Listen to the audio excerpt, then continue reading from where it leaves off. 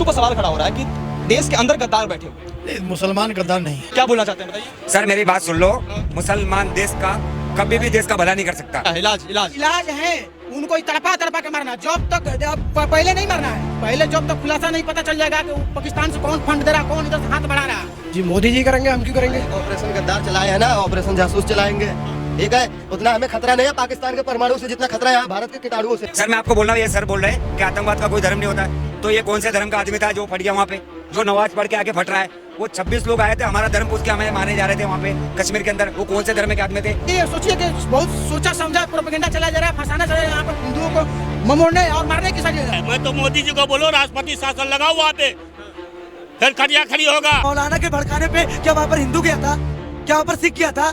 वहाँ पर टोपी लगा कर ही तो पहुँचे थे ना। पता करिए देश में कहीं चुनाव है, कहीं तनाव नहीं। मैं बोलता हूँ उग्रवादी को गोली मारो, खिला करके पोस करके इंडिया को रखो, सीधा गोली ठोको। क्या नाम है आपका? है देश के?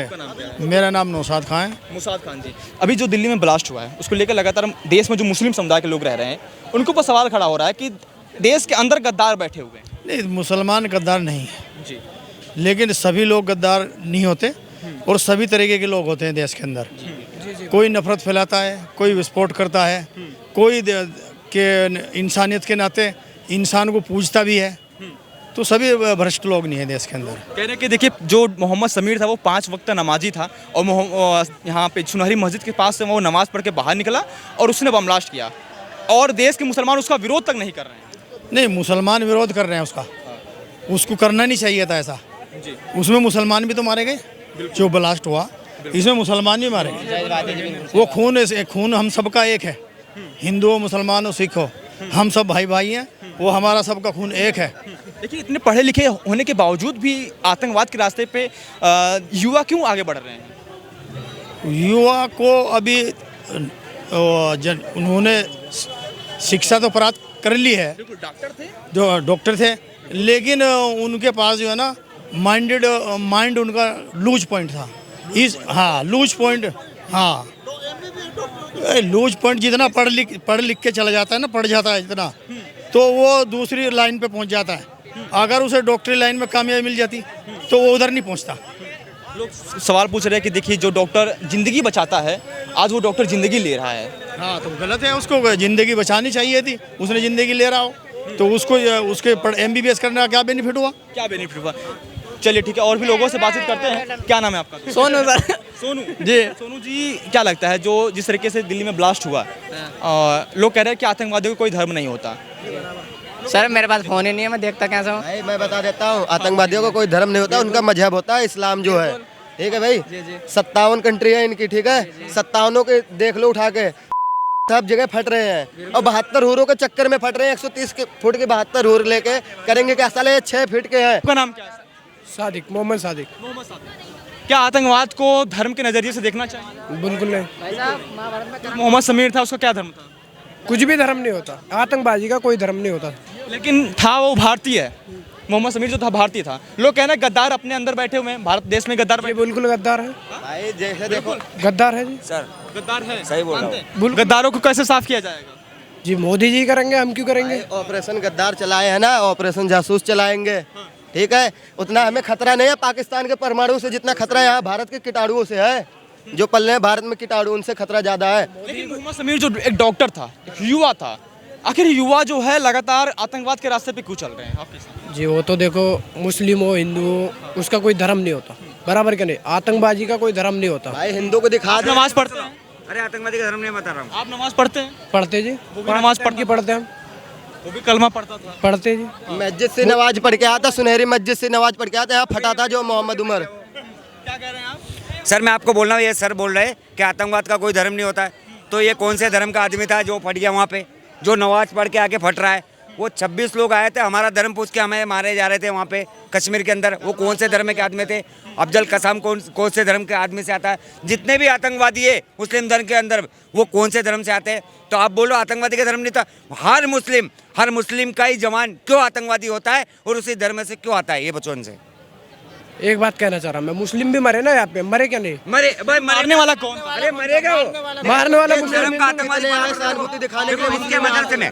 हाँ देखो यूनिवर्सिटी अल फलाह यूनिवर्सिटी आ गई वहाँ पे, फरीदाबाद अंदर पढ़ रही, अल फल्ला यूनिवर्सिटी, वहाँ पे डॉक्टर पैदा हो रहे हैं और डॉक्टर के नाम पर ये आतंकवादी पैदा हो रहे हैं, ये मदरसे के नाम पर आतंकवादी पैदा हो रहे हैं, ये अल्लाह करके ये आतंकवाद फैला रहे देश के अंदर। बोल दिया मतलब कोई भी आदमी, कोई सरपरोसी हमारे देश के अंदर जिंदा नहीं रहना चाहिए, सिर्फ अल्लाह का नाम चलना चाहिए। और ये अल्लाह के नाम पर देश के अंदर आतंक फैलाने का काम ये मुसलमान लोग कर रहे हैं। लेकिन समझ लो मुसलमान जाग चुका है देश का हिंदू, आज हम जागेंगे और जितना भी मुसलमान जो नाम पे फटने की बात करता है तो तुम्हें फोड़ने का काम जय श्री राम की सरकार करेगी, मोदी की सरकार करेगी, गृह मंत्री अमित शाह जी करेंगे। आप इंतजार करो 2 मिनट का। वो जब अपने आप को जब शहीद करते हैं, अपने आप को बताएं कि इस्लाम के हिसाब से मैं शहीद हो रहा हूँ और अल्लाह अकबर नाम का नारा लगा कर वो अपने आप को फोड़ लेते हैं, फादिन हो जाते हैं। तो आपको लगता नहीं कि वो किसी एक धर्म को, मजहब को मानने वाले लोग हैं? नहीं, मैं तो मानता नहीं। जो वो आतंकवादी का कोई धर्म नहीं होता, ठीक है। ये तो हम बचपन से सुनते आ रहे हैं भाई, लेकिन जितने भी आतंकवादी हैं वो इस्लाम धर्म से क्यों निकल? दो ना इंटरव्यू इनसे दो, दो ना इंटरव्यू, मैं नहीं दे रहा, कितनी बार बताएं इनको दो इंटरव्यू इनसे लो। अच्छा, जो नेता विपक्ष के हैं वो लगातार कहते हैं कि मुसलमानों का विकास नहीं हो रहा है। एक सेकंड, विपक्ष के लोग कहते हैं, राहुल गांधी कहते हैं कि मुसलमानों का देश में विकास नहीं हो रहा है, और जब विकास इतना होता है कि वो बम ब्लास्ट हो जाता है। कुछ नहीं कह सकते भाई, हमें कुछ पता ही नहीं तो क्या में क्या। आखिर शिक्षा ही विकास है? कुछ भी नहीं है। मुसलमानों का शिक्षा ही विकास है? पता आपको फिलिस्तीन में इतने आदमी मरे, फिलिस्तीन में इतने आदमी मरे। हाँ बताइए ना, इतने आदमी मरे? तुम बताओ ना। अरे मोहम्मद जी, फिलिस्तीन में कितने आदमी मरे? कितने आदमी मरे ये बोल रहा ना मैं। एक तरफ मुसलमानों कहते हैं कि शिक्षा ही विकास है, लेकिन जब शिक्षा इतना मिल जाता है कि आप लोग लाल किले पे फट जाते हैं। क्या बोलना चाहते हैं बताइए? सर मेरी बात सुन लो, मुसलमान देश का कभी भी देश का भला नहीं कर सकता। ये लोग के नाम के फूटने के लिए यहाँ पे देश के अंदर बचे हुए थे। 47 के अंदर देश आज़ाद हुआ, महात्मा गांधी ने सबसे बड़ी गलती की थी। मैं नाथूराम गोडसे का स्वागत करना चाहता हूँ, मैं नमन करता हूँ नाथूराम गोडसे को, लेकिन ये गांधी ने यहाँ पे छोड़े थे इनको। उसने बोला था, क्या बोला था उसने, जिन्ना ने क्या बोला था, इनको दे दिया हमारे देश के अंदर, इनको दिया नहीं। और महात्मा गांधी ने बोला जो यहाँ पे रुकना चाहता है उसका मैं स्वागत करूंगा, लेकिन ये स्वागत करने के बाद 30% हो गए, आज ये 50% होना चाहते हैं। आज अगर जो 50% हो गए, भाई साहब हम टोपी लगाना चालू कर देंगे, लोग हमें कभी बख्शेंगे नहीं, क्योंकि अल्लाह पे फूटते ये कई यूनिवर्सिटी बनाने के और कई भी मदरसे के अंदर सिर्फ नाम पे फूटने का काम करेंगे। ये सिर्फ अल्लाह को मानते या किसी धर्म को नहीं मानते, ऐसे लोगों को मैं भरोसा नहीं करता हूँ। जो मुस्लिम खड़े थे वहाँ पे, जो मोहम्मद नाम था उनका, वो कह रहे हैं कि आप देखिए ना फिलिस्तीन में क्यों निकल रहे, सारे शाहरुख क्यों निकल रहे, सारे नबी क्यों निकल रहे, सारे यहाँ से यूनिवर्सिटी से अल फला से या अपने मदरसे से क्यों निकल रहे, सारे आतंकवादी ये अपने धर्म से निकलेंगे, एक ही धर्म वाले आतंकवादी निकलेंगे क्या? ये सारे हमारे देश को मोड़ने का काम करेंगे क्या? मोहम्मद जी कह रहे थे कि आप इस आतंकवाद को पहले तो धर्म से मत जोड़िए, और कह रहे कि आप फिलिस्तीन में देखिए कितने लोग मर गए, आप फिलिस्तीन में कितने लोग मर गए। बात मत लो, मैं आपको बोलना चाहता हूँ, ये लोग मेरी बात फिलिस्तीन एक मिनट सर मैं बोल रहा हूँ, आप बोल रहे सर, एक मिनट मैं बोलना चाहता हूँ। आप देख लो, मुसलमान कोई भी आदमी है ना, जो भी अल्लाह के नाम पे फटना चाहता है, वो अल्लाह का रसूल को मानने वाला बंदा है। 5 तारीख के वो बोलेगा, एक फोन करेगा, हेलो नबी साहब सलाम अलैकुम, अरे अल्लाह वाला जीत गया 5 सीट, वो जीत गया बिहार के अंदर, उसका समर्थन करने वाले लोग हैं। ये आज देशभक्ति पे बात करने वाले लोग नहीं है, ये देशभक्ति पे फोड़ने वाले लोग हैं।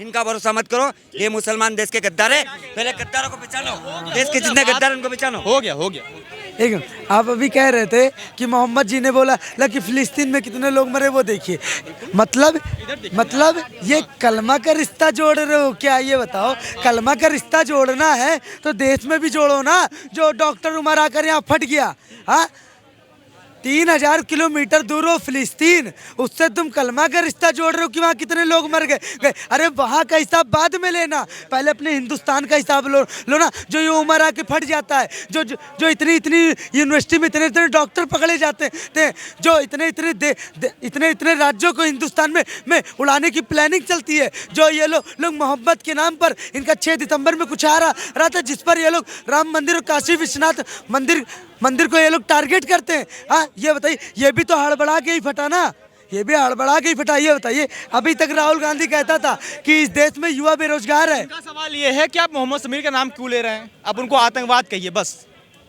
अच्छा, आतंकवाद कहाँ से निकलता है ये बताइए। अभी जो यूपी में जो लाठीचार्ज हुआ है मौलाना के भड़काने पर ही तो हुआ है। मौलाना के भड़काने पे क्या वहाँ पर हिंदू गया था? क्या वहाँ पर सिख गया था? वहाँ पर तो टोपी लगाकर ही तो पहुँचे थे ना। ये बताइए। और जो कह रहे हैं कि आतंकवादी का कोई धर्म नहीं, मजहब नहीं होता है, तो हर आतंकवादी मुसलमान ही क्यों निकलता है ये बताइए। बोलता हूँ आतंकवादी जितना हो उसको तो सरकारी नौकरी से पूरा खानदान को सब सुने। पूरा खानदान कितनों पढ़ ले उसको तो खत्म। पता कैसे चलेगा कौन कौन आतंकवादी है देश में? जो आतंकवादी अपने आप पता चलेगा, अरेस्ट हो रहा है, समझे। और जितने भी डॉक्टर इस लाइन में है 4 लाख रुपये उसको सबको बर्खास्त कर दूँ हॉस्पिटल से। हाँ, ये बात तो मैं कह रहा हूँ। आप कह रहे हैं? हाँ, ये मैं कह रहा हूँ। लेकिन कह रहे हैं कि आप आतंकवाद का नाम लेकर देश में सांप्रदायिक माहौल खराब करना चाहते हैं। भैया वही है, क्या नाम है, जम्मू कश्मीर का मुख्यमंत्री, समझा, उग्रवादी को पोसता है। मैं तो मोदी जी को बोलो राष्ट्रपति शासन लगाओ वहाँ पे, फिर खड़िया खड़ी होगा। हाँ, मोदी जी को, अमित शाह जी को बोलते हैं वो राष्ट्रपति शासन लगाओ वहाँ पे। ये सब समर्थन है उग्रवादी का, पाकिस्तान का समर्थन है। जब देश सुरक्षित हाथों में था तो आखिर बम ब्लास्ट कैसे हो गया? आपको सवाल मोदी जी से पूछना चाहिए, अमित शाह से पूछना चाहिए। राहुल गांधी। अरे एक मिनट रुकिएगा भाई साहब। हाँ बताइए। सुरक्षा तो भैया ये उग्रवादी का कोई धर्म नहीं है। समझ, जम्मू कश्मीर से तार जोड़ा हुआ था। जो दिल्ली में बम ब्लास्ट हुआ उसका सवाल किससे पूछेंगे आप? मोदी से पूछेंगे या फिर अमित शाह से? अमित शाह जी से पूछेंगे, केंद्र का मालिक है उन्हीं से पूछिएगा। फूट गया फिर पूछिए। ये बात तो भाई मैं भी यहीं था जब फूटा था। हाँ, मैं यहीं पे था। सुनिए बहुत बड़ा। मैं तो वहाँ नहीं गया, हम रोने वाले दिष्ट आ गया मेरे को। मैं वहाँ से निकल गया। मैं बोला मैं बस मैं यहाँ नहीं रह सकता। आज फिर भी लोग सवाल खड़ा कर रहे हैं कि पता करिए देश में कहीं चुनाव है, कहीं तनाव तो नहीं। मैं बोलता हूँ उग्रवादी को गोली मारो, एक खिला करके पोस करके इंडिया में रख दो, सीधा गोली ठोको। हाँ, सीधा गोली ठोको। मैं ये बात बोलता हूँ। इतना भी जल्दी ठोकना नहीं है, क्योंकि पता करना है पाकिस्तान से कौन फंड दे रहा, कौन इधर से रोक रहा, उसको पता करना। ये नहीं एक मुसलमान से के शब्द पूछिएगा तो बोलेगा हम नहीं जानते। अगर बार बार पूछिएगा तो एक शब्द बोलेगा उसको फांसी सजा दो। फांसी सजा जितना जल्दी नहीं दिया जाएगा, उससे पूछा जाएगा कितने लोग थे, कितने लोग नहीं थे। अगर उसको मार दीजिए तो गवाही देने वाला कौन रहेगा? हमको पकड़ना है। देखिए, हमको पकड़ना है। किसको पकड़ना है? पकड़ना है उसको जो पाकिस्तान से कौन दे रहा, कौन भारत में हाथ रोक रहा है। देखिए, पाकिस्तान के सबसे बड़ा परमाणु बम ताकत नहीं है। यहाँ के भारत में पल रहे कीटाणु बम है। वो कीटाणु बम को हमको पकड़ना है। किसके जरिए? उसके जरिए। ऐसे करके आप पूरे देश के मुसलमानों पर सवाल नहीं खड़ा कर सकते। बिल्कुल, हम क्या सब मुसलमान? देखिए, हम 5 नाम बता रहे हैं। बहुत पढ़े लिखे doctor Afzal Guru, chartered accountant का याकूब मेनन, सॉफ्टवेयर के जानकारों का गुरनवानी, और एरोनॉटिकल इंजीनियरिंग का खालिद शेख मोहम्मद, और बहुत सारे पैसा कमा के सामा दिन लादेन। ये सब बहुत पढ़े लिखे आतंकवादी थे। आप पहले लोग बोलते थे ना कि मतलब ये भटका हुआ लोग है, मतलब अनपढ़ लोग हैं, मतलब क्या? बिल्कुल मतलब आज अब तो पढ़ा लिखा मिल रहा है। अच्छा, बोल रहे हैं कि मतलब उनके माता पिता का मतलब मत सताओ। अच्छा, माता पिता उसको पता नहीं है, जो 50 लाख से 1 करोड़ रुपया दे रहा है उसको पता नहीं कि हमारा बेटा क्या पढ़ रहा है। मतलब वो बोल दे कि हम नहीं पढ़ाए हैं, खुफिया एजेंसी पढ़ाया है। कम से कम ये भी तो बोल दे कि हमारे बस की बात नहीं है। जिसको खाने का ठिकाने सचर कमेटी में कह रहा है हमको, मतलब हमको आरक्षण दो, वो MBBS कैसे पढ़ा दे रहा है? और एक तरफ से इतना धन दे रहा है बकबुट को, फिर कह रहा है हम गरीब कैसे हो गए।